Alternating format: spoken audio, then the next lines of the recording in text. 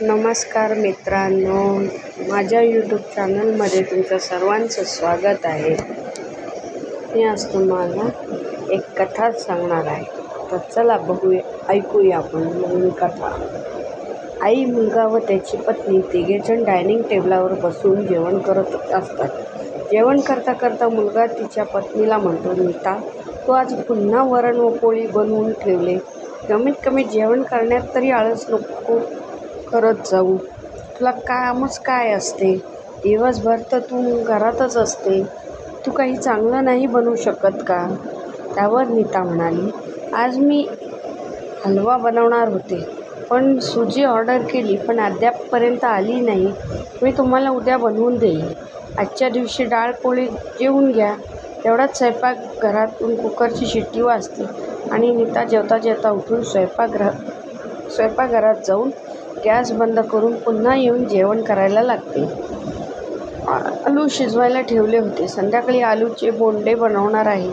ते ऐकून तिचा नवरा म्हणतो, तुम्ही दोन्ही सासू-सुना मजाक करता. तुम्हाला जे आवडेल ते तुम्ही बरोबर बनवून घेता.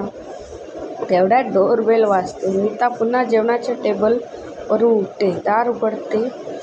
दारावर डिलिव्हरी बॉय सुजी घेऊन आला असतो आणि पुन्हा येऊन डायनिंग टेबलावर जेवण करायला बसतो. तेव्हा तिची सासू त्याच्या मुलाला म्हणते, तू दार उघडून दिलं असतं तर काय बिघडलं असतं? सुखाने तिला जेवण पण करून देत नाही. त्यावर तिचा मुलगा म्हणतो, मला ऑफिसला जायला उशीर होत आहे. या सर्व गोष्टींसाठी माझ्याजवळ वेळ नाही. नितीन जेवण करून ऑफिसची तयारी करण्यासाठी आपल्या खोलीत जातो. तो खोलीत गेल्यानंतर त्याच्या पत्नीला आवाज देतो, नीता, माझा चष्मा कुठे आहे? दिसत नाही आहे. नीता पुन्हा जेवता जेवता टाटा उठते. तेवढ्यात तिची सासू म्हणते, टाटावरून आता उठू नको. आधी जेवण करून घे तू, नंतर त्याला चष्मा दे. नीता म्हणते, अहो, कपाटात असेल. थोड्या वेळाने खोलीमधून आवाज येतो, चष्मा मिळाला. डायनिंग टेबलावर सासू-सून एकमेकांकडे बघून हसतात. दुसऱ्या दिवशी सकाळी नितीन आपल्या बेडरूममध्ये एक फाईल शोधत होता. फाईल शोधण्यामध्ये त्यांनी पूर्ण रूम अस्तव्यस्त करून टाकली. नितीन बडबड करत होता, एकही गोष्ट जागा मिळत नाही या घरात. नीता तेवढ्यात आपल्या खोलीत येते. खोलीचा हाल पाहून डोक्यावर हात मारते व नितीनला विचारते, हे काय आहे? नितीन म्हणतो, माझी फाईल कुठे गेली? मी तर 2 दिवस अगोदरच इथे ठेवली होती. नीता लगेच ती फाईल काढून त्यांच्या हातात ठेवते आहे. अहो, मला का बरं मागितली नाही?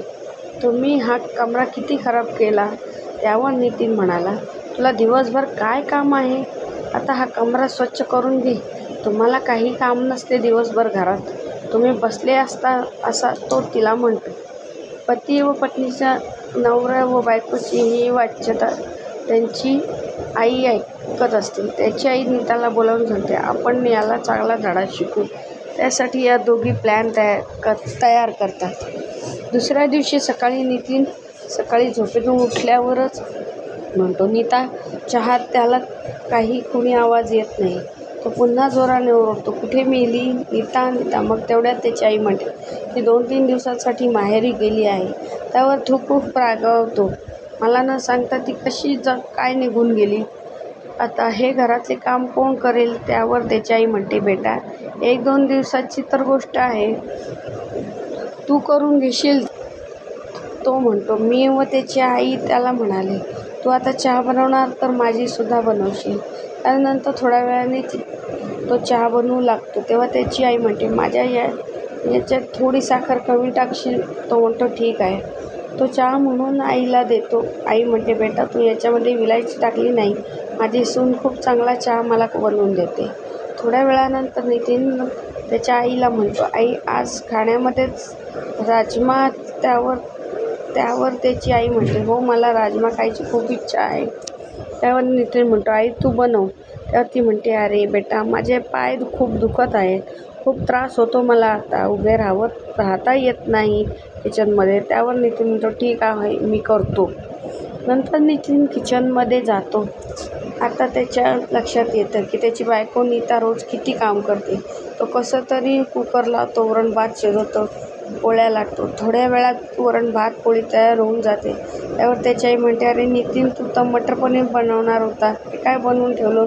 रोज हे वरण भात. त्यावर त्याला त्याची गोष्ट आठवली. तो सुद्धा असाच त्याच्या बायकोला म्हणत असे. आता त्याला चूक लक्षात येत होती. दोघं आई व मुलगा जेवण करतात. दुसऱ्या दिवशी सकाळी नितीन पुन्हा किचनमध्ये जेवण तयार करत असतो. भाजी चिरत असतो. भाजी चिरता चिरता त्याला बायकोची आठवण येते व त्याला आपली चूक लक्षात येते.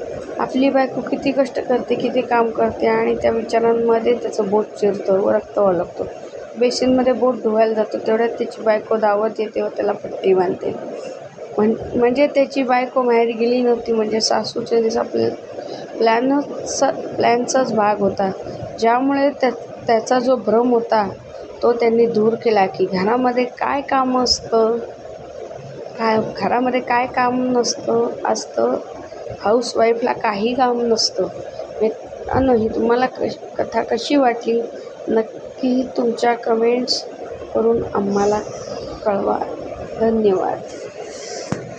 तुम्हाला जर ही कथा आवडली असेल तर लाईक, सबस्क्राईब, शेअर करा. धन्यवाद.